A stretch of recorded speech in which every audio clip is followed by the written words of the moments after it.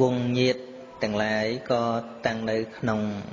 ជារាជាធិនិងមរណៈនេះចឹងទៅក៏មិនអាចនៅសុខសប្បាយអីជាមួយនឹងជីវិតដែល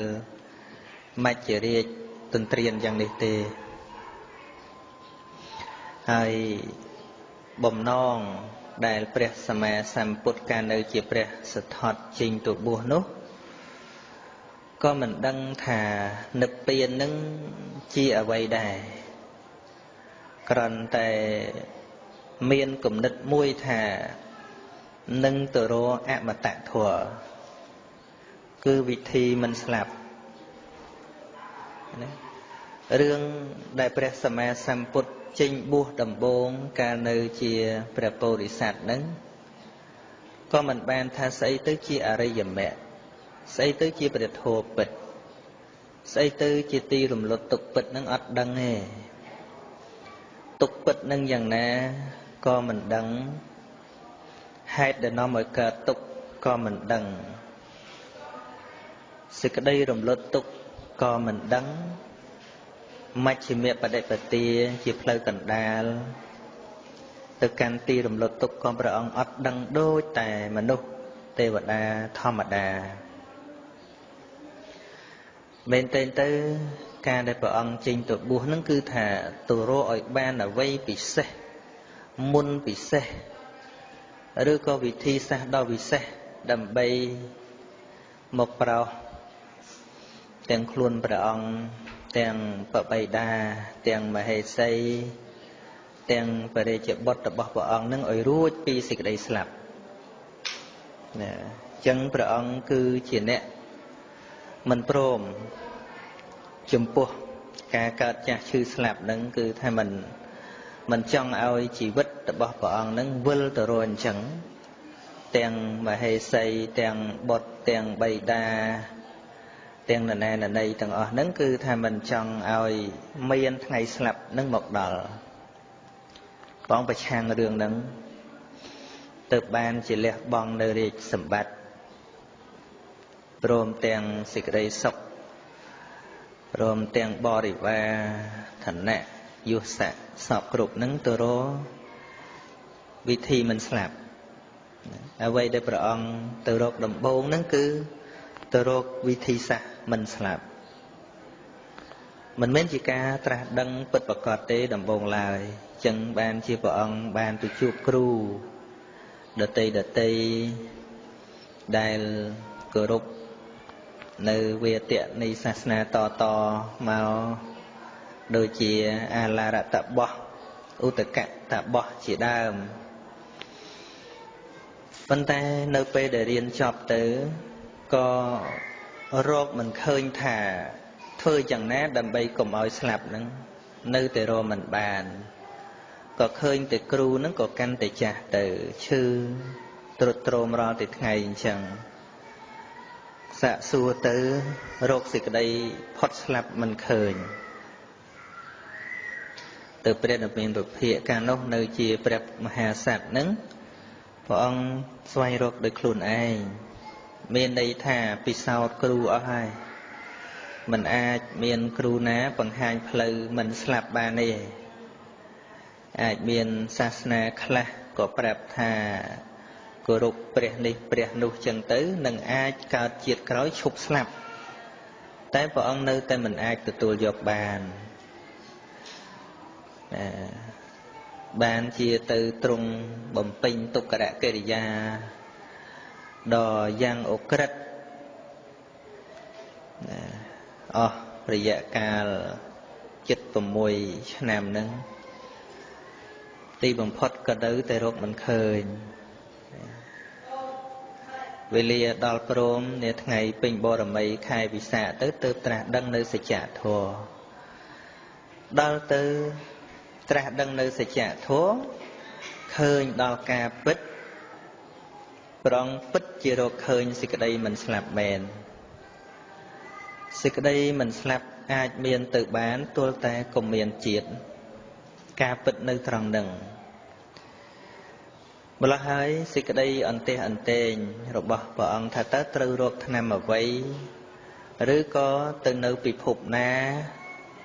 ឬក៏ទៅកើតឋានសួគ៌ទៀតនោះវាលែងមានចំណងដល់ព្រះអង្គទៅពីព្រោះឃើញថាយ៉ាងកេញ្ចសមុទយធម្មំសពន្តੰនិរោធធម្មន្តិធម្មជាតិដែលមានការកើតជាធម្មតារមែងរលត់ទៅជាធម្មតាបើមិនចង់ឲ្យស្លាប់វាទល់តែកុំឲ្យមានជាតិជាដើមចោមជាដើមហេតុហើយមិនមែនត្រឹមតែប៉ុណ្្នឹងទេព្រះអង្គទ្រង់ឃើញតាមលំដាប់នៃបដិច្ចសមុប្បាទធម៌ដែលមានភពដែលមានឧបាទានមានតណ្ហាមានវេទនាមានភស្សៈមានអាយតនៈមាននាមរូបមានវិញ្ញាណអភិសង្ខារអវិជ្ជាជាឫសគល់នេះឯងដែលជាការត្រាស់ដឹងនៅសច្ចធម៌ឃើញថាធម៌ទាំងឡាយនឹងរមែងវិលទៅតាមក្រសែរបស់វាជានិច្ចជាធម្មតាអញ្ចឹងនៅពេលដែលអស់ធម៌ជាគ្រឿងកង្វល់អស់នៅតណ្ហាជាគ្រឿងនាំឲ្យតក់ស្លុតហើយដូច្នេះឃើញដល់ការកើតរលត់នៃធម៌នឹងទៅជាធម្មតាញាតិញោមពុទ្ធបរិស័ទទាំងឡាយយើងទាំងឡាយដែលមិនតាន់មានធម្មចក្ខុគឺសោតាបត្តមៈក៏ប៉ុន្តែអាស្រ័យដោយព្រះធម៌ដែលព្រះសម្មាសម្ពុទ្ធព្រះអង្គទ្រង់ត្រាស់សម្ដែងក៏យើងអាចយកមកពិចារណាតាមលំនាំនៃការត្រាស់ដឹងរបស់ព្រះអង្គបានកាត់បន្ថយនៅជំនឿផ្សេងកាត់បន្ថយនៅពិធីកម្មដែលអត់ប្រយោជន៍ផ្សេងហើយមានពេលវេលាឱកាសពិចារណាសេចក្តីពិតការផ្ដើមគិតពិចារណានៅសេចក្តីពិតនេះហើយដែលជាពុព្វភាគនៃការត្រាស់ដឹងនៅសច្ចធម៌គ្រប់យ៉ាងទាំងអស់មិនមានការបញ្ចប់ណាដោយមិនមានការចាប់ផ្ដើមនោះទេការសាងសន្សំបារមីនៅក្នុងចិត្តសន្តានរបស់យើងទាំងអស់គ្នាក៏ដូចគ្នាអញ្ចឹងដែរស្ងៀមមិនអាចសម្រេចបានទេគឺទល់តែមានសេចក្តីប្រឹងប្រែងអោហាតព្យាយាមនៅក្នុងបារមីទាំង10នោះក៏មានវិរិយៈបារមីនៅក្នុងនោះក្នុងសេចក្តីព្យាយាមនោះក៏មានសេចក្តីអត់ធន់នៅក្នុងនោះនឹងគឺមានសពគ្រប់ទៅអាចចម្រើនទៅជាបារមីបាននៅពេលដែលព្រះសម្មាសម្ពុទ្ធព្រះអង្គទ្រង់ឃើញដល់សេចក្តីពិតដូច្នោះហើយអ្វីដែលព្រះអង្គយកទៅចែកសត្វលោកគឺចែកនៅវិធីសាស្ត្រនៃការពិចារណាវិធីសាស្ត្រនៃការបើកចិត្តឲ្យមានពន្លឺដោយបញ្ញាចឹងបានជាព្រះអង្គឧទានមុនពេលដែលព្រះអង្គទៅសម្ដែងព្រះធម៌នឹងថាទ្វារនៃព្រះនិព្វានបើកហើយសត្វដែលមានសោតៈគឺតិចនឹងចូលបញ្ចេញនៅដៃគឺសទ្ធាមកចោះអញ្ចឹងក្រៅពីសទ្ធាក្រៅពីសេចក្តីជ្រះថ្លានៅក្នុងគុណរបស់ព្រះអង្គនោះអត់អាចទទួលមរតកព្រះធម៌នឹងបានទេការពិតនៅតែជាការពិតអញ្ចឹងញាតិញោមថ្មីត្បិតថាធម៌នឹងមិនជាទីពេញចិត្តមិនជាទីសប្បាយចិត្តនៃមនុស្សដ៏ច្រើនប៉ុន្តែហេតុអីនៅតែយើងអាចរក្សាទុកបានរាប់ពាន់ឆ្នាំពីព្រោះវាជាការពិតមនុស្សទោះបីដើរគេចពីការពិតយ៉ាងណាតែការពិតវានៅជាប់ជាមួយនឹងខណ្ឌសន្តានរបស់មនុស្សនឹងស្រេចតែម្ដងចាស់គ្មាននរណាប្រាថ្នាឈឺគ្មាននរណាប្រាថ្នាស្លាប់អត់មាននរណាប្រាថ្នាទេវាលែងតែមនុស្សខូចចិត្តទ្រាំមិនបាននោះប៉ុន្តែពូជចាស់ពូជឈឺពូជស្លាប់អត់មានអ្នកណាធ្វើឲ្យទេចឹងបានជានៅក្នុងទុក្ខ12កងយើងឃើញថាសមុฏដ្ឋាននៃទុក្ខទាំងអស់ហ្នឹងគឺថាទាំងផ្លូវកាយទាំងផ្លូវចិត្ត cứ chênh tới bị khổng đi từng ọ chia để tục tục pro chiết có bị khổng chờ đi tục tục pro chả có rướng khổng chi vật dân này anh chia thị tục tục đời ca biệt chia thị đôi chùm ngư cái đây đời ca biết biên ông pi nẹ đợt tì cái đây có đời sát từ miên pan chật hành đi chia hại mò rợ nẹ tục tục pro ca bài thềในปัญจขันธ์នេះនៅក្នុងមនុស្សលោកយើងនេះទុក4នេះជាសាធារណៈទុកស្មើគ្នាអ្នកមានអ្នកក្រអ្នកធំអ្នកតូចសខ្មៅគឺថាស្មើគ្នាជាសាធារណៈទុកអំណាចព្រះអាទិទេពក៏កែសម្រួលមិនបានអំណាចព្រះអិនប្រព្រំក៏មកលីឲ្យខុសនឹងលែងបានអ្វីណាដែលជាធម្មជាតិពិតនឹងគឺថាគ្មានអំណាចអីមកកែប្រែបានទេនៅក្នុងសម័យអតីតកាលក៏អញ្ចឹងបច្ចុប្បន្នក៏អញ្ចឹង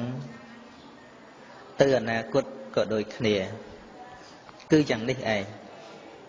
ជាតិជរាព្យាធិមរណៈអត់មានអំណាចអាទិទេពណាធ្វើបានព្រះពុទ្ធក៏ធ្វើមិនបានព្រះអង្គគ្រាន់តែឃើញឫសគល់របស់វា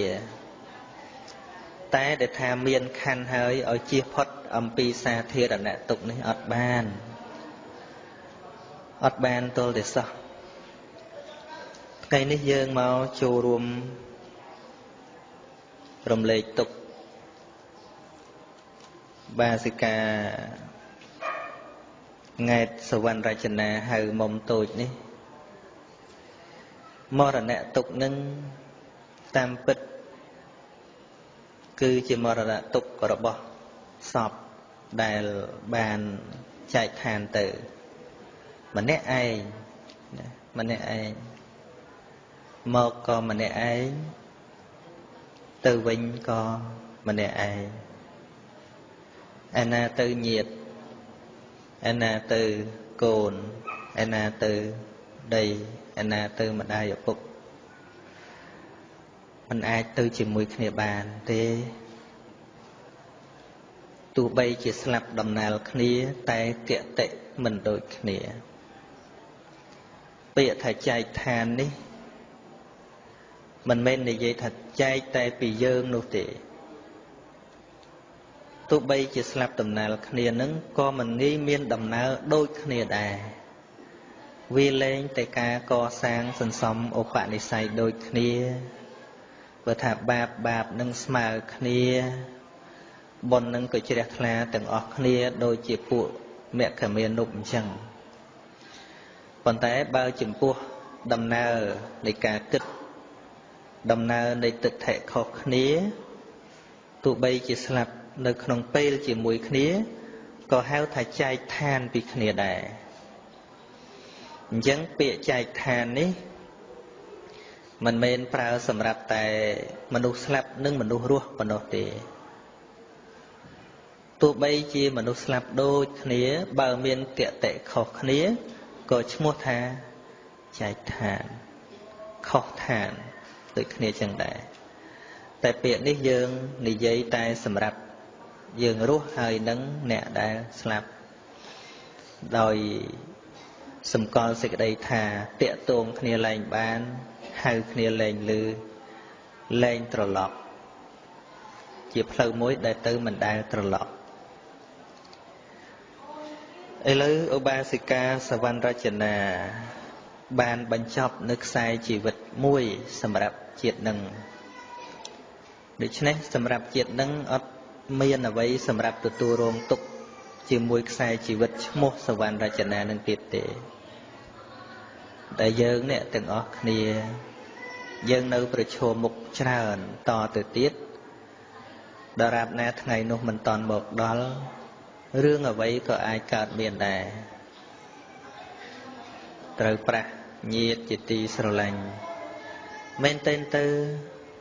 មរណៈទុក្ខនេះប្រែថាជាការបែកធ្លាយនៃខណ្ឌជាការបញ្ចប់នៃជីវិតមួយសម្រាប់ជាតិមួយ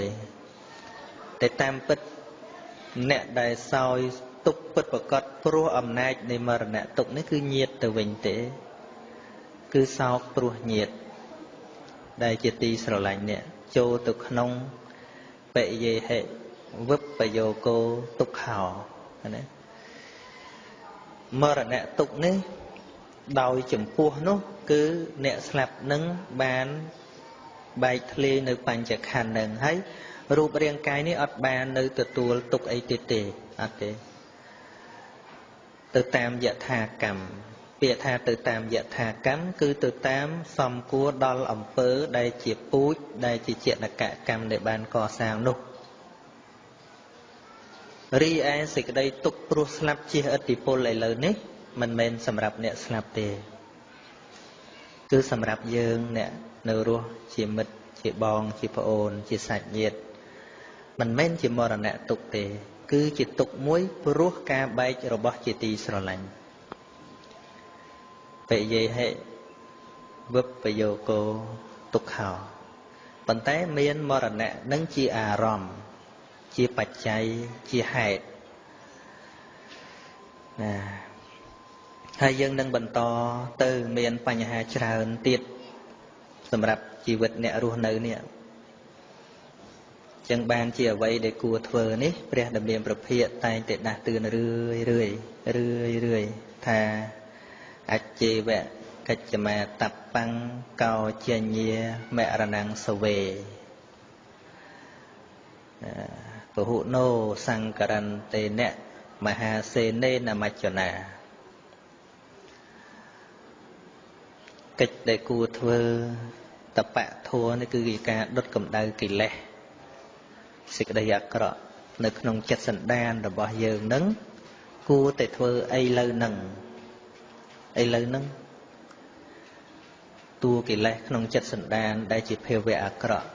នៅក្នុងចិត្តម្នាក់ដែលវាដើរតួជាចេតនកកម្មបង្កើតពូជប្រែតពូជនរកផង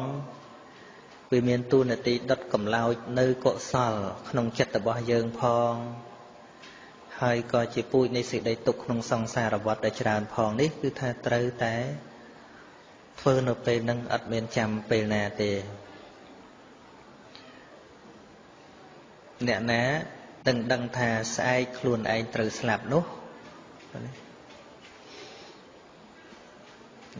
អច្ចេវៈកិច្ចមាតបੰកោជញ្ញាមរណងសវេ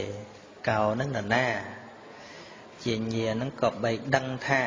មរណងសវេសេចក្តីស្លាប់នឹងមានមកក្នុងថ្ងៃស្អែកដឹងមិនបានញាតិញោមគ្រប់គ្នាក៏ដឹងអត់បានអាត្មាក៏ដឹងអត់បានលើកលែងតែអ្នកដែលមានញាណដែលអាចដឹងបានប៉ុន្តែយើងដឹងគឺដឹងថាពិតជាស្លាប់នេះដែលយើងគួរដឹងមិនបានថាថ្ងៃណាស្លាប់ពេលណាស្លាប់ប៉ុន្តែរឿងថាត្រូវដឹងគឺដឹងថាពិតជាស្លាប់គ្មានអ្វីធានារ៉ាប់រងបានជាស្ដេចជាមន្ត្រីជាកាហបតីមានអង្គរៈច្រើនប៉ុណ្ណាក៏ដូចគ្នាស្មើគ្នាណាចឹងហើយបានជាព្រះរាមាពិភាកមើលចុះនិស័យរបស់ព្រះអង្គនឹងគ្រាន់តែដំណើរប្រសូតត្រាស់ដឹងបរិនិព្វានរបស់ព្រះអង្គនឹងគឺនៅក្នុងព្រៃជានិច្ចជាការដាស់តឿនដល់មនុស្សទាំងឡាយថាជីវិតនេះក្រុងដូចតែព្រៃដូចតែក្រុងទេពីព្រោះមនុស្សតែងតែប្រមាថនៅពេលដែលនៅក្នុងទីប្រជុំជនច្រើនប៉ុន្តែ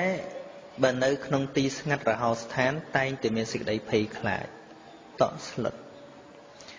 ហើយអ្នកបដិបត្តិធម៌នឹងទៀតសោតពីបុរាណកាលមកគេច្រើនតែនៅក្នុងទីស្ងាត់ឬក៏ព្រៃខ្មោចដើម្បីអ្វីដើម្បីឲ្យមនុស្សនឹងប្រយ័ត្នដើរក្នុងព្រៃក៏ដោយស្អីក៏ដោយប្រសិនបើសិលមិនបរិសុទ្ធចិត្តមិនល្អត្រូវបៀតបៀនដោយសត្វសាហាវឬក៏ដោយអមនុស្ស Chẳng phải dặn phải dạy nè. Kết tha xịt ở đây cửu thằng nâng ai miên. Cửu tí cần lại đời xa sạch xã hào. Đời xa ác mà nô. Khmao pri bị xa chạy chẳng tới. Mà nói tức chất nâng miên mê ta chỉ nịch. Bởi dặn nè. Vấn đề ôi từ chô một đo sừng cung mà nước tràn phliếm đồ. Phía tràn cứ đồ chẳng thèm đó. Hạ đôi chia ập miên phây ấy sọ nộp về đài mà nô nô chung bình khuôn. Chẳng ban phê đầm miên bập hiển và ông sầm đai thua chẳng còn để chọn mà kia tha tới nhiệt nhôm bò để sạt nâng ạ nà mô tần nê tà xa thụ bay đó nó của ông phức cho chiên bắt ấp nơi chỉ mùi dân từng ấp nhiệt thì anh đại bảo ông than nơi tại ai nâng xung bấy tại nơi không còn đá chùm nồng chuẩn đôi mình kịch tham biên mà nô tràn thì đi say bẹp đi để ông trung kịch khơi tăng vì môn tự buộc về là triệt nâng đài khơi của niềng niềng độ băm á chỉ riêng rom đòi pra sầm lên khla đòi pra đồn tây đòi chạ các bạch ép xem trên tứ đòi tại vợ ông ta lan cần đa riệt tấy khơi niềng tầng ó nữa để lụa tới của ông sừng về thà đôi trên nơi nông bị màu chẳng đà bên tên tới mà nu để nơi không pri không để slap ruột màu luôn rồi có đời xa ruột này ai sát sẽ hơi không pri mình đã slap tràn đôi nơi không ti và chùm chuồn thì nhìn vô mượn đôi chuyện nơi không kia môi nơi cọp bệnh chừng nước cứ cầm búng sập bài slap mà đón tràn đấy nè từng óc nè đại cứ thật luôn trâu slap chừng thế ớt thì bờ nè nấu không pri tại anh trâu slap bình cứ tha mình phượt chẳng thể và có chỉ miễn sự đấy tỏ slut tại đó tại nơi kia ra nó vừa ơi mà nó promat chẳng hay ban chia bây giờ mình bộc hiện nâng tay chừng ol bằng hai ơi vì họ xong nó nơi không ti ngặt nâng vi arom cam một con nâng vi mình sư tiện tiền mình sư rùng khan chật vậy thì bạch thà tì ná có chỉ arom này sẽ tập bạch hàn đà còn ta complete thà cọ sol nâng ạ cọ sol nâng vi miễn arom chi bạch chạy nâng arom đã bạc cọt nâng chi bạch chạy tô sắc cả pru anit thá arom lô phẹ cả pru ít thá arom chỉ tì sờ lạnh chỉ tì bình chặt chừng vì sầm bô đòi rộp bò nâng mà lo hái chặt nâng rộp bùa chân ban chỉ cái này dân dột sập ở đại vật nhiệt nhôm có cua ban picharana thà chỉ ca xong cua vì mình men thà đôi chia tầm lọp máu nè để ọt vô lên đây này dây thà sập để slap từ vô từ thưa bọn đầu vật nâng về miền tại sập để cột nạ chả cho rồi có slap đòi chạy đòn ấy chẳng ban cái vô từ đã vắt cái mình vô từ đã té khai chừng rai sông bay từ nhô mà tham nâng đây vô mà tụm con lên tin đi vừa đo tụm pơ ngày nâng có nè po sạt dương khai nâng này dây chẳng thà té miên mình thưa vô tự đạ vót bị pro đòi được màu chừng ray ban kỳ đạ vót nâng cứ chỉ ca để dây mình vô đăng tôi để so nhìn nhớ nơi bờ tây kế đôi chia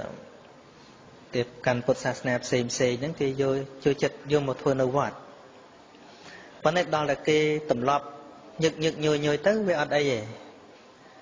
tây dương ní tràn tay miên bờ tây này muối đài đại phơ ao ca kịch nó chết để khâu từ hay thua mình sẽ đạp tầm lọp để chưa tam kia nó cứ phải tra chẳng mà hơi và càn mòm đôi mình đại cứ ta tơ men tế việc đây bên là cầm nứt phao môi thà men nó việc khoa cầm nứt nó ngạ tập dương chương can để dây tới đôi mình cứ tha vì chữ chất đó nè đợt tây nó tiệt hòm này anh này dây đòi cà bọc canh nắng chương cá mình cất đó សណ្ដានចិត្តឬក៏ហៅអារម្មណ៍ធម្មតាថាគិតដល់អារម្មណ៍របស់បងប្អូនសពនោះទៀតផងដូចជាប្រពៃណីមួយដែលធ្វើឲ្យខ្មែរយើងមិនជួយគ្នាមានសពចឹងទៅមិនងាយហ៊ាននរណាយកឡានយកអីទៅដឹកទេខ្លាចចង្រៃចឹងណាកន្លែងនេះចាញ់យួនអាត្មានៅចិត្តស្រុកយួនមកដឹងទូកយួនអាទូកធំធំហ្នឹងបើថាមានសពស្លាប់ឬក៏យួនស្លាប់ឬក៏ខ្មែរស្លាប់អីយួនចូលចិត្តយកទូកវាដឹកដោយគិតថាបានបុណ្យជាការជួយគឺបង្កើតប្រពៃណីអញ្ចឹងថាមានសពស្លាប់គេដឹកទៅបានបុណ្យទោះបីវាជាជំនឿប៉ុន្តែជាជំនឿនេះវាល្អជាងយើងដែលយល់ថាជួយដឹកខ្មោចនាំឲ្យចង្រៃឃើញទេចឹងមែនទេញាតិញោមហ្នឹងហើយប្រពៃណីខ្លះអញ្ចឹងហើយបានជាអាត្មាចេះតែសម្ដែងថាប្រពៃណីគឺជាការបង្កើតឡើងរបស់មនុស្សវាមិនមែនអាទិទេពណាអ្នកផ្ដល់ឲ្យទេវាកើតឡើងមកពីទម្លាប់កើតឡើងពីជំនឿណាដែលវាមិនមានប្រយោជន៍ដល់សង្គមលះវាចោលទៅដូចជារឿងហ្នឹងអញ្ចឹងអ្នកខ្លះគ្រាន់តែឪពុកម្ដាយស្លាប់ខាងក្រៅផ្ទះមិនហ៊ានយកចូលផ្ទះវាចង្រៃអីប្រសិនបើឪពុកម្ដាយនឹងចង្រៃទ្រព្យសម្បត្តិរបស់គាត់ទាំងអស់ត្រូវតែចង្រៃខ្លះហ្នឹងមិនហ៊ានទុកខោអាវគាត់ស្លៀកពាក់ទេហ្នឹងឲ្យហ្នឹងមិនមែនឲ្យដោយសទ្ធាទៀតឲ្យដោយខ្លាចតាមចិត្តកំណាញ់នោះមិនមែនឲ្យទេឲ្យដោយមិនហ៊ានប្រើរបស់ខ្មោចនិយាយចឹងចុះផ្ទះគាត់មិនបោះគាត់មិនក៏ដដើមគ្នាដីគាត់លុយកាក់គាត់អានឹងមិនបោះគាត់មិនក៏ជើងចេះតែយកបានឃើញណាមួយជ្រុងមិននាំគ្នាសិក្សាមិននាំគ្នាគិតពិចារណាធ្វើឲ្យប្រពៃណីនេះคล้ายទៅជាប្រពៃណីមួយដែលរំលប់គុណថាអញ្ចឹងចុះគ្រាន់តែសពឪពុកម្ដាយមិនហ៊ានយកចូលដាក់ផ្ទះខ្លាចចង្រៃទៅជាប្រពៃណីមួយដែលដូចជាគ្មានសំណោះគ្មានអាណិតអាសូរគ្មានទឹកចិត្តអីដកជាប់នៅនឹងខ្លួនឯងបន្តិចគិតតែខ្លួនឯងខ្លាចចង្រៃជាឪពុកម្ដាយការចិញ្ចឹមយើងបើខ្លាចចង្រៃយើងមិនបានរស់នេះអាត្មាមិនបន្ទោសមនុស្សគឺបន្ទោសប្រពៃណីដែលនាំឲ្យមនុស្សអគុណធម៌នាំឲ្យមនុស្សលែងជួយគ្នានាំឲ្យមនុស្សលែងគិតពីគ្នាខ្លាចតែចង្រៃអញ្ចេះខ្លាចតែចង្រៃអញ្ចោះម្ល៉េះហើយលែងហ៊ានសំបីតែសពនឹងត្រូវជួនឆុងឆ្នាំអញ្ចេះអញ្ចោះអត់ហ៊ានទៅជួយគ្នាឃើញទេកូននឹងឪពុកមិនឲ្យទៅចិត្តទៀតមិនឲ្យទៅឃើញមុខទៀតខ្លាចវាឆុងគ្នាប្រពៃណីអញ្ចឹងហ្នឹងយើងរក្សាទៅចំណេញអីវាអត់ចំណេញអីសោះប្រពៃណីខ្លះថាបើសពឪពុកម្ដាយកុំឲ្យកូនលើកឲ្យអាចារ្យយោគីអ្នកលើកវិញកូនលើកវាឆុងវាចង្រៃអាត្មាចិត្តតែឆ្ងល់អញ្ចឹងបានសពញោមអាត្មាឲ្យប្អូនលើកទាំងអស់បើអាចារ្យណាលើកអាត្មាឲ្យក្រុមញាតិអាត្មាលើកទាំងអស់ជាមួយចង្រៃអីហើយអាត្មាថាណាញាតិញោមមិនមែនគ្រាន់តែថាឲ្យគេទេអាត្មាថាអីអាត្មាធ្វើនឹងថាអីធ្វើនឹងហើយវាអត់មានឃើញចង្រៃអីទេសពគ្រប់គ្នាសិតទៅយកសីមាយកទៅគូសនៅក្បាលតសមុខផ្ទះញោមប្រុសអាត្មាអត់ឲ្យគូសអីទាំងអស់អត់ឲ្យសូត្រអីទាំងអស់អត់ឲ្យគូសអីទាំងអស់ថែមទាំងអាត្មាប្រកាសសច្ចវាចាថាប្រសិនបើលោកឪពុកហ្នឹងបដិសន្ធិនៅកន្លែងណាល្អក៏ដោយអាក្រក់ក៏ដោយជាទេវតាក៏ដោយជាខ្មោចក៏ដោយព្រាយក៏ដោយបីសាចក៏ដោយឲ្យតែជាលោកឪពុកពិតមកចុះអាត្មាមិនដល់ថ្នាក់អាក្រក់គូសមិនឲ្យខ្មោចឲ្យចូលនោះទេញោមពិចារណាមើលតាម តាមសេចក្តីស្រឡាញ់របស់គាត់ចំពោះយើងគាត់មានចេតនាមកធ្វើបាបយើងទេ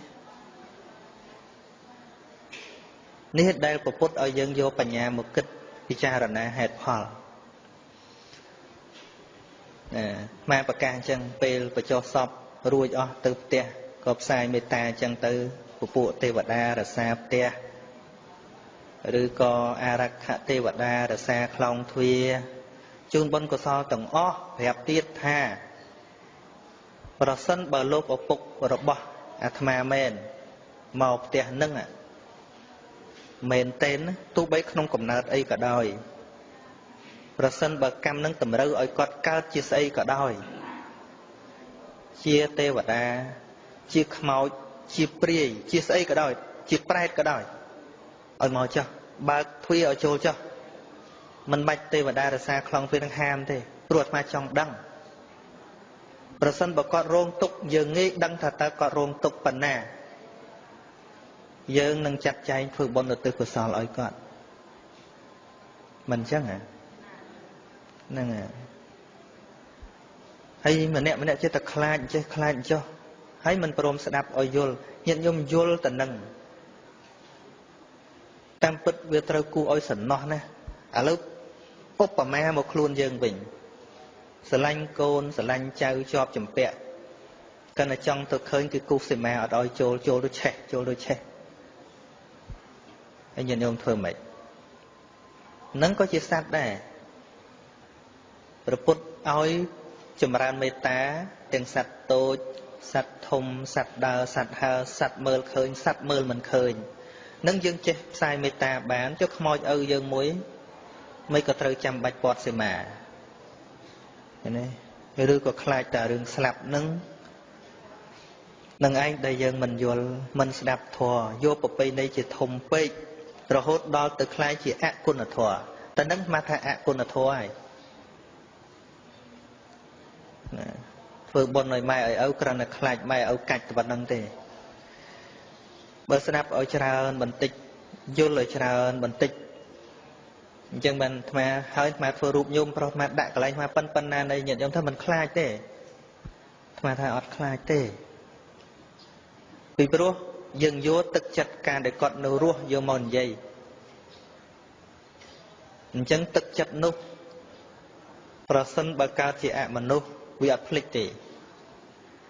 កើតកំណើតដែលអាចភ្លេចវាទាល់តែកើតជាដេរិឆានឬក៏កើតជាមនុស្សដេកត្រាំក្នុងគោយូរភ្លេចហើយ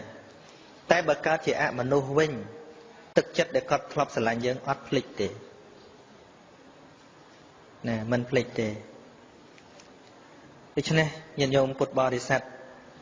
ស្ដាប់ទៅពិចារណាផងទៅមិនខឹងទេប្រពៃណីណាដែលល្អគួរតែថែរក្សាព្រះពុទ្ធត្រាស់អញ្ចឹងដូចជាដែនវជីអញ្ចឹងរស់នៅបានសុខព្រោះគេគោរពអីព្រះអង្គថាធ្វើអានឹងទៀតទៅដូចជាការប្រជុំគ្នារឿយចេះគោរពចាស់ព្រឹទ្ធាចារ្យព្រាហ្មណ៍ចាស់មិនមើលងាយស្ត្រីមិនមើលងាយរកោរៀមច្បងមានរឿងអីចេះពិភាក្សាគ្នាគោរពចេះដីចាស់ពីមុនដើម្បីរំលឹកគុណពុព្វបុរសរក្សាច្បាប់ចាស់ដែលដាក់មកក្នុងការអនុវត្តឲ្យបានសេចក្តីសុខក្នុងសង្គមអីហ្នឹងបងថានឹងធ្វើតទៅពីព្រោះវាមានប្រយោជន៍ជាប្រពៃណីក៏ប៉ុន្តែវាមានប្រយោជន៍ប៉ុន្តែណាដែលវាអត់ប្រយោជន៍ហើយវានាំឲ្យកើតនៅអកុសលធម៌ច្រើនជំនឿផ្ដេសផ្ដាសច្រើនបងថាត្រូវតែលះបង់ពីព្រោះវាអត់មានជាផ្លូវពិតប្រាកដដូចយើងពីមុនមកយើងអត់ដឹងផ្លូវចឹងយើងវង្វេងក្នុងផ្លូវដល់មានអ្នកប្រាប់ផ្លូវត្រូវហើយសួរថាតើយើងសំណោះអាផ្លូវវង្វេងនឹងទៀតទេរឿងអ្នកមិនបានប្រាប់ផ្លូវត្រូវអានឹងយើងមិនដឹងថាធ្វើអីហើយចេះតែដើរទៅក្រែងលោកវាឃើញអានេះណានៅពេលដែលយើងវង្វេងផ្លូវមិនតាន់មានអ្នកបង្ហាញផ្លូវពិតចេះតែដើរទៅនៅស្ងៀមក៏វាមិនកើតដែរដោយជំនឿផ្ដេសផ្ដាសដែលអត់ហេតុផលទាំងឡាយហ្នឹងនៅពេលណាដែលមិនតាន់មានធម៌ពិតប្រាប់យើងចេះតែធ្វើក៏ធ្វើទៅពីព្រោះមិនតាន់មានអ្នកបំភ្លឺផ្លូវទេយើងនៅក៏មិនកើតដែរដើរទៅក្រែងលោកឃើញពិតចេះតែដើរទៅចុះបើមានផែនទីនៅនឹងដៃហើយ ឃើញផ្លូវនឹងថាច្បាស់ជាផ្លូវពិតហើយតែយើងនៅសំណោះអាផ្លូវវាចនឹងទៀតទេសំណោះអាផ្លូវទៅធ្លាក់ជ្រោះនឹងទៀតទេថាมันគួរទេនឹងហើយបើនៅប្រាប់ឲ្យនៅតែអញ្ចឹងទៀតអានឹងវាចូលទៅក្នុងតិចេះហើយតិចេះហ៎និយាយគ្នាមិនបានទេហ្មងនឹងអញ្ចឹងខ្ញុំកណាអាត្មាសម្ដែងមកនេះគ្រាន់តែចូលរួមសពនឹងផងហើយម្យ៉ាងទៀតជាការផ្ដល់ទឹកចិត្តទៅដល់បងប្អូនសពនឹងក្រែងលើថាផ្ទះមានមិនក៏មិនធ្វើមិនក៏យកមកធ្វើវត្តវាអត់មានរឿងអីត្រូវចង្រៃអីទេហើយយកធ្វើវត្តស្មានថាល្អជាងផងមិនបានថាល្អជាងបើញញោមធ្វើនៅផ្ទះស្មានតែលោកបានមកវត្តសូត្រធัวទាំងអស់អញ្ចឹងហ៎មែនទេហ្នឹងយ៉ាងច្រើន 4-10 អង្គអីហ្នឹងពេលយប់អីអាចមុនលោកសូត្រធัวកំដរទៀតក៏បាននៅវត្តហ្នឹងល្អជាងធ្វើនៅផ្ទះអ្នកកំដរសពជួនកាលបានតែអ្នកផឹកស្រាហ្នឹងមែនទេហើយវាយកមកធ្វើវត្តអាចប្រសងលោកដាក់វេនសូត្រធัวគ្នាបានយើងមិនប្រើអបាយមុខយកមកជូនដំណើរសពនោះទេណាមកថាល្អជាងហើយមានថវិកាតិចតួចអីធ្វើចង្ហាន់ទៅប្រគេនប្រសងបានគ្រប់អង្គយើងមើលពីផលបុណ្យវិញល្អជាងនៅផ្ទះឆ្ងាយប៉ុន្តែមិនមែនបានន័យថាគ្រប់គ្នាត្រូវមកធ្វើវត្តទេបើយើងមានផ្ទះចង់ធ្វើនៅផ្ទះឲ្យកូនបានបញ្ចេញនៅលទ្ធភាពដើម្បីចំពោះការតបស្នងដើម្បីឪពុកម្ដាយខ្លួនឯងក៏វាល្អដែរអញ្ចឹងណាប៉ុន្តែអាត្មានិយាយនេះដើម្បីតែធ្វើអញ្ចឹងវាលឺអញ្ចឹងមុននឹងលឺអាត្មាប្រាប់ឲ្យហើយថាអ្វីដែលយើងគិតថាត្រូវរឿងអ្នកដតីថាវាជារឿងរបស់អ្នកដទៃទេឧទាហរណ៍មានផ្លូវពីរផ្លូវមួយរលីងស្អាតប៉ុន្តែយើងដឹងច្បាស់ថាផ្លូវហ្នឹងមានមីនណាផ្លូវមួយទៀតកាត់ព្រៃស្មើតែមួយជួរជើងយើងទេអត់សូវមានមនុស្សដើរទេពេលយើងដើរទៅក្នុងក្រសែភ្នែកនៃមនុស្សដ៏ច្រើនណាថាយើងភ្លើហើយពីព្រោះផ្លូវរលីងមិនក៏មិនដើរប៉ុន្តែពេលដែលយើងច្បាស់ថាផ្លូវរលីងហ្នឹងគ្រោះថ្នាក់ទេតែផ្លូវទួកមួយជើងរបស់យើងនេះអត់មានមីនទេការបើយើងដឹងច្បាស់យ៉ាងនេះទោះមនុស្ស100នាក់ស្រែកជេរយើងថាយើងភ្លើក៏យើងអត់បែរមកវិញដោយសារអ្នកទាំងអស់គ្នានឹងដែរប៉ុន្តែការដែលយើងចេះតែតាមពាក្យគេមកវិញមកពីវាមិនច្បាស់ខ្លួនឯងតែប៉ុណ្ណោះទេយល់ទេហ្នឹងហើយចឹងការសម្ដែងពធរបស់ខ្ញុំកណាអាត្មាសំគួរដល់នៅពេលវេលាបញ្ចប់តែប៉ុណ្ណេះឯងអេវ៉ាំងប្រាក់បូជាពធបាន126,000ហើយអាត្មាសូមចូលរួមចំណែកក្នុងបុណ្យហ្នឹងហើយនឹងចូលបន្ថែមទៀត$100ទៀតបាទចូលរួមក្នុងបុណ្យសពចឹងសរុបទៅប្រាក់ខ្មែរ100,000ជាងហើយនឹង$100ហើយចាំមកញោមផ្ទះបាយនឹងមានសល់អត់ចាំឲ្យគាត់ហ្នឹងសូមអនុមោទនាนะโมตัสสะภะคะวะโตอะระหะโตสัมมาสัมพุทธัสสะนะโมตัสสะภะคะวะโตอะระหะโตสัมมาสัมพุทธัสสะนะโมตัสสะภะคะวะโตอะระหะโตสัมมาสัมพุทธัสสะพุทธรัตนังธรรมรัตนังสังฆรัตนังអ្នកមេមិសូមនមស្ការថ្វាយបង្គំចំពោះគុណកែវទាំង3គឺពុទ្ធរតនៈ1ធម្មរតនៈ1និងសង្ឃរតនៈ1ដោយសេចក្តីគោរពជ្រះថ្លាលោកពងពោះសូមធ្វើនៅសេចក្តីគោរពរាប់អានចំពោះព្រះថេរានុថេរៈគ្រប់ព្រះអង្គចម្រើនពរញាតិញោមពុទ្ធបរិស័ទសាធុសប្បុរសប្រុសស្រីគ្រប់គ្នាជាពិសេសលោកអ្នកម្ចាស់ដើមទានប្រធានបុណ្យមានឧបាសិកាតាន់ហូលីលោកសេងលុញនិងអ្នកស្រីអោគីព្រមទាំងបុត្ររួមជាមួយសាច់ញាតិបងប្អូនផ្សេងទៀតបានជួបជុំសាច់ញាតិប្រពធ្វើកម្មវិធីបុណ្យឆ្លងខ្លោងទ្វារវត្តកោះជុំ ដែលបានកសាងរួចជាស្ថាពរដែលស្ថិតនៅជាប់ផ្លូវជាតិលេខ5ភូមិថ្នោតត្រេតសង្កាត់ផ្ទះព្រៃក្រុងពោធិ៍សាត់ខេត្តពោធិ៍សាត់នេះហើយសម្រាប់ធ្វើបុណ្យឆ្លង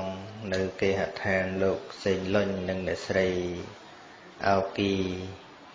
ដែលស្ថិតនៅភូមិដងឡង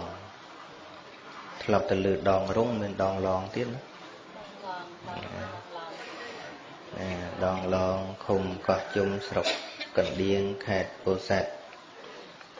កម្មវិធីប្រព្រឹត្តទៅនៅថ្ងៃពុធទី19ខែវិច្ឆិកាឆ្នាំ2014ត្រូវនៅថ្ងៃ13រោចខែកដឹកឆ្នាំមមីឆស័កពុទ្ធសករាជ2558គឺថ្ងៃម្សិលមិញចាប់ពីម៉ោង3រសៀលជួបជុំពុទ្ធបរិស័ទធ្វើបទនមស្ការប្រតនត្រ័យសម្រាប់ទានសិលចម្រើនព្រះបរិត្ត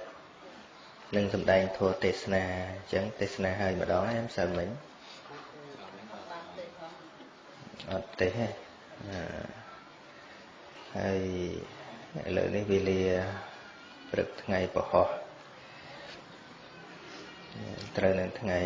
14រោចខែឆ្នាំដដែល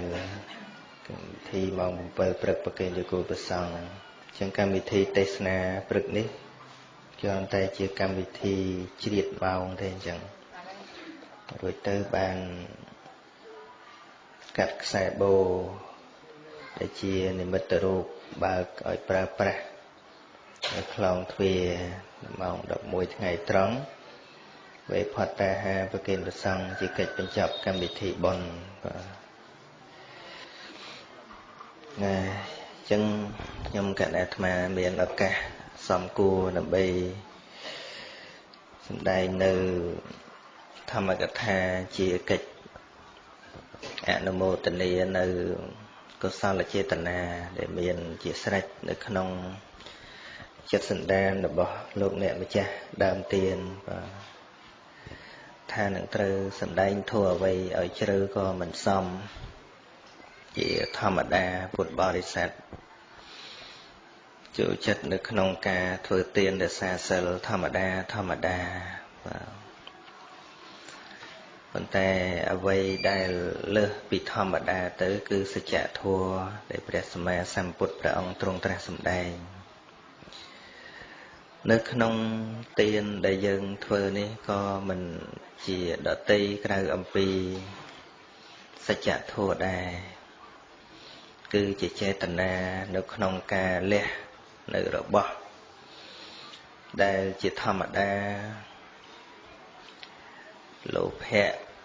ដែលជាធម្មជាតិជាប់ស្អិតនៅក្នុងចិត្តសន្តាននឹងគឺជាធម៌ដែលគេលះបង់បានដោយលំបាកណាចឹងហើយបានជានៅក្នុងព្រហ្មចរិយធម៌នឹងច្រើនតែរៀងយកនៅទានៈគឺការលះនឹងជាខាងដើមការធ្វើទាននឹងជាខាងដើមជាប្រភពដើមនៃបារមីសំបីតែនៅក្នុងបារមី10ហ្នឹងក៏មានទានៈហ្នឹងនៅខាងដើមប៉ុន្តែទានដែលប្រកបទៅដោយផលប្រយោជន៍គឺជាទាននាំមកនៅអបរចេតនាជាយូរអង្វែងដែលហៅថាទានប្រកបទៅដោយបញ្ញានោះដែលហៅថាទានប្រកបទៅដោយបញ្ញាគឺជាទានដែលសម្លឹងឃើញថាអ្វីដែលយើងបានឲ្យទៅនោះពិតជាបានប្រយោជន៍ដល់សាធារណជនមែនពិតជាឲ្យសេចក្តីសុខដល់អ្នកដទៃមែនពិតជាបានប្រយោជន៍ដល់សង្គមជាតិមែនណាហើយញាតិញោមពុទ្ធបរិស័ទភាគច្រើនឲ្យតែស្ដាប់ធម៌នឹងគឺចង់ស្ដាប់ថាតើបានអានិសង្សប្រមាណសង្ស័យតែពេលហ្នឹងក៏ចង់លឺអញ្ចឹងដែរអញ្ចឹងមែនទេអ្នកស្ដាប់ធម៌ណាភាគច្រើន ខ្ញុំធ្វើបុណ្យចឹងបានបុណ្យប្រមាណងាប់ទៅកើតឯណាអានឹងគឺជាមេរៀនចាស់ទេដែលតែងតែឮតែងតែស្ដាប់ញាតិញោមចង់ដឹងថាខ្លួនឯងបានបុណ្យប្រមាណទេចង់ដឹងទេអត់ចង់ទេធ្វើបានក៏បានក៏ហីទៅហ៎ហ្នឹងហើយអញ្ចឹងបានក៏បានក៏ហីធ្វើឲ្យតែហើយទៅអញ្ចឹងណាមិនប្រាថ្នាផលហ្នឹងល្អមួយយ៉ាងហើយប៉ុន្តែបើមិនដឹងប្រមាណផងចេះតែធ្វើទៅអានឹងមិនសូវល្អដែរដូចយើងទៅព្រោះស្រូវអញ្ចឹងក៏យើងអាចដឹងថាតើសន្ទូងយើងសំណាបយើងនឹងល្អឬអត់ដែរញាតិញោមមានធ្វើស្រែទេ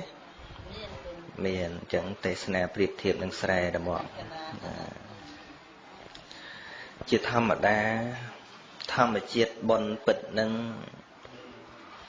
គឺជាធម្មជាតិល្អមិនឲ្យតឹងតែងនៅក្នុងចិត្តទេឲ្យតែពេលបុណ្យកើតញាតិញោមដឹងអត្តន័យនៃពាក្យបុណ្យគឺថាជាធម្មជាតិដែលធ្វើឲ្យចិត្តនឹងអស់កង្វល់ខណៈដែលចិត្តខ្វល់មិនមែនបុណ្យទេទោះបីជាកំពុងធ្វើបុណ្យនេះក៏ដោយព្រួយបារម្ភខ្លាចមិនរួចថ្លៃម្ហូបអីចឹងទីហោយឺមកតិចអីចឹងទៅអាគណៈខ្វល់ហ្នឹងមិនមែនបុណ្យទេហើយស្អីដែលជាកញ្ចក់ឆ្លោះ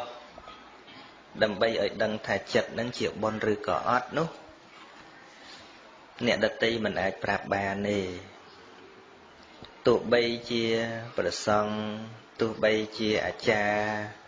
ឲ្យពួរយើងនឹងថាឲ្យបានចេះអាហ្នឹងគ្រាន់តែជាពាក្យលើកទឹកចិត្តទេប៉ុន្តែការពិតនោះគឺនៅលើយើងដូចយើងធ្វើស្រែអញ្ចឹងទោះបីជាអ្នកដតីនឹងឲ្យពួរយើងថាស្រូវមហត្តានឹងសូមឲ្យអ្នកបាន100តោនគេឲ្យពួរអញ្ចឹងឧទាហរណ៍ណាជូនដូងគេមួយទៅគេឲ្យពួរថាឆ្នាំនេះអ្នកធ្វើស្រូវមហត្តានឹងសូមឲ្យអ្នកបានផល100តោនទទួលទេហ្នឹងទទួលទេហ្នឹងមហត្តាហ្នឹងគេឲ្យពួរយើងថាដោយអ្នកបងឯងឲ្យដូងខ្ញុំមួយហ្នឹងសូមឲ្យអ្នកបងហ្នឹងធ្វើស្រែមហត្តាហ្នឹងបានផល100តោនណាគឺបានទទួលទេទទួលទេហ្នឹងទទួលអាពណ៌កុហកហ្នឹងទទួលអាពណ៌កុហកហ្នឹងម្យ៉ាងទៀតញាតិញោមទៅភ្នំពេញមានលុយតែ100000រៀលទេគេឲ្យពណ៌ថាងបានឲ្យទឹកខ្ញុំមួយដបហ្នឹងសូមឲ្យទៅដល់ភ្នំពេញទិញបានអាលិនគ្រីសឺស៊េរីថ្មីមួយទទួលទេណាញាតិញោមរាល់ថ្ងៃចូលចិត្តទទួលពណ៌កុហកហ្នឹងចូលចិត្តទទួលពណ៌កុហកមិនទៅពណ៌កុហកពណ៌នឹងវាមិនសមនឹងធនធានពណ៌ដែលមិនសមជាមួយនឹងអំពើរបស់យើងព្រះពុទ្ធព្រះអង្គក៏ប្រទានពរជ័យដែរប៉ុន្តែព្រះអង្គទ្រង់ជ្រាបដូចជាបុគ្គលខ្លះដូចជាព្រះអង្គព្យាករសមេតអញ្ចឹងថានៅ4អសង្ខ័យទៀតនឹងសមេតនឹងបានត្រាស់ដឹងហើយជាព្រះសម្ពុទ្ធនៅក្នុងសម័យព្រះសម្មាសម្ពុទ្ធបតមុត្តរៈនឹងសាវកដ៏ច្រើនព្រះពុទ្ធបានព្យាករថានឹងបានជាអេតតកៈនេះអេតតកៈនោះប៉ុន្តែព្រះអង្គថានឹងមើលទៅតាមគុណសម្បត្តិរបស់បុគ្គលនោះថាតើគួរបានឬអត់ព្រះអង្គថានឹងថាល្មមជាមួយនឹងគុណសម្បត្តិ ដូចយើងថាក្នុងអាត្មាធ្លាប់ដឹងដូចស្រូវប្រាំងបើប្រឹងធ្វើឲ្យល្អព្រោះឲ្យស្និទ្ធនឹងអាចសម្រេចផល6ទៅ7តោនឬក៏ជិត10តោនអាហ្នឹងគឺថាល្មមប៉ុណ្ណឹងអាហ្នឹងយើងអាចថាប្រសិនបើអ្នកធ្វើបានល្អដាក់ទឹកដាក់ជីបានល្អថែកុំឲ្យដង្កូវស៊ីកុំឲ្យសត្វស៊ីឲ្យស្រូវនឹងពេញទឹកល្អអ្នកនឹងបានផល7តោនយ៉ាងតិចអានឹងសមគួរទេពូអញ្ចឹងសមគួរទេសមទៅតាមអីសមទៅតាមអំពើហ្នឹងសមទៅតាមអំពើអញ្ចឹងរាល់ពេលដែលព្រះអង្គឲ្យពរហ្នឹងគឺព្រះអង្គឲ្យប្រឹងណាដូចគ្នានឹងយើងចង់ឆ្លងស្ទឹងអញ្ចឹងមនុស្សជាច្រើនប្រាថ្នាចង់ឆ្លងស្ទឹងដូចជាព្រះអង្គទូលមានពួកព្រាហ្មណ៍អញ្ចឹងពួកព្រាហ្មណ៍ខ្លះគេធ្វើការបូជាយញ្ញណាធ្វើការបូជាយញ្ញដោយបំណងថាកាលណាផ្គប់គុណព្រះព្រហ្មពួកគេនឹងបានទៅកើតជាមួយព្រហ្មទៅឋានសួគ៌ជាមួយព្រហ្មព្រះអង្គមិនជាហាមឃាត់អីទេជំនឿរបស់សត្វលោកនឹងប៉ុន្តែព្រះអង្គសួរថាតើព្រហ្មនឹងមានប្រុសមានស្រីឬទេព្រហ្មមកគាត់នឹងក៏អាចឆ្លើយបានថាព្រហ្មអត់មានប្រុសស្រីអីទេហើយព្រហ្មនឹងមានប្រពន្ធកូនទេថាអត់ទេមានគូប្រុសគូស្រីនឹងតែត្រឹមចាតទេវតា6ជាន់ទេតែឡើងទៅដល់ព្រហ្មលោកអត់មានទេប៉ុន្តែពួកព្រហ្មនឹងគេបូជាយញ្ញនឹងដើម្បីទៅកើតព្រហ្មលោកបានព្រះដ៏មានពភាកព្រះអង្គលើកទាញជាឧទាហរណ៍ព្រះអង្គលើកថាមនុស្សម្នាក់ដែលនៅត្រើយខាងអាយនៃស្ទឹងហើយមានបំណងចង់ឆ្លងទៅត្រើយខាងនាយត្រើយអាយគឺត្រើយដែលនៅណាត្រើយនាយគឺត្រើយដែលមិនតាន់ទៅយ៉ាងឆ្ងាយឯនាយហ្នឹងគឺវានៅមួយខាងទៀតមនុស្សនឹងចង់ឆ្លងស្ទឹងនឹងក៏យកសម្ពុតឬកន្សែងយកមកទទួលក្បាលចិត្តហើយដៃនឹងក៏ចងស្លាប់សេកមកក្រោយទៀតហើយដេកបំរះននាលថាសូមឲ្យខ្ញុំឆ្លងស្ទឹងនេះរួចទៅសូមឲ្យខ្ញុំឆ្លងស្ទឹងនេះរួចទៅមនាលព្រាហ្មណ៍តើបុគ្គលដែលចង់ឆ្លងស្ទឹងប្រើវិធីទទួលក្បាលចិត្តចងស្លាប់សេកមកខាងក្រោយដេកបំរះននាលអង្វរកថាសូមឲ្យខ្ញុំឆ្លងស្ទឹងនេះរួចទៅសូមឲ្យខ្ញុំឆ្លងស្ទឹងនេះរួចទៅរួចទេញាតិញោមឆ្លើយមករួចទេអត់រួចទេណាយ៉ាងណាមិញអ្នកចង់ឆ្លងទៅព្រហ្មលោកដែលមិនមានពៀមិនមានសត្រូវប៉ុន្តែមើលអ្នកទាំងឡាយជាប្រចាំរាល់ថ្ងៃបកៀកបកិតតែជាមួយស្រីស្រីឃើញទេឆ្លើយហើយថាព្រហ្មអត់មានស្រីទេប៉ុន្តែបើអំពើបច្ចុប្បន្នហ្នឹងអ្នកឯងបកៀកបកិតតែជាមួយស្រីស្រីទៅព្រហ្មរួចទេពូជអញ្ចឹងហ្នឹងពូជជាប់ជាមួយស្រីស្រីហ្នឹងចង់ទៅកើតព្រហ្មដែលអត់ស្រីឃើញទេព្រះអង្គលើកឲ្យពិចារណាអញ្ចឹងហើយមួយយ៉ាងទៀតអ្នកឯងដែលឃើញព្រហ្មដែរថាអត់ជំម៉ែអ្នកឯងដែលឃើញព្រហ្មដែរអត់តាអ្នកឯងដែលឃើញព្រហ្មដែរថាអត់តាទួតដែលឃើញដែរថាអត់ឮតែតគ្នាពួកអ្នកឯងចូលចិត្តតែវិនិច្ឆ័យក្នុងជំនឿទាំងឡាយដែលមិនឃើញនឹងភ្នែកដូចជាបរោះដែលយកកណាត់មកទទួលក្បាលចិត្តអញ្ចឹងបើអ្នកត្រូវកណាត់ទទួលក្បាលចិត្តមើលទៅត្រើយនេះមិនឃើញផងតើអ្នកអាចដឹងថាទិសដែលអ្នកត្រូវទៅនឹងត្រង់ណាដែរឬទេ bạch chlong stưng ấy nhiệt nhôm vô xây mà tròn phân ấy đào mới đằng thật trời từ nè thế ắt đằng ta sẽ chia tu cân nát nâng cứ chia mô hạ ạ vì chia cá mình đăng sẽ cái đây bịch na chia hai na chia phò bịch bật cọt cái này đa đòi tự tu chích ấy ní mình đa phong hay là chọn cọp bọt một hàng cào ní cứ chỉ cá chóp chùm vẹn nơi không banh chả cá mà cùn cứ chỉ cá chóp chùm vẹn nơi banh chả cá mà cùn này ai đầm ná để trời đa phơi ngay trời tại đầy chương sờ là ní bên trong đào cổ đào ngay trời tại mình thuần về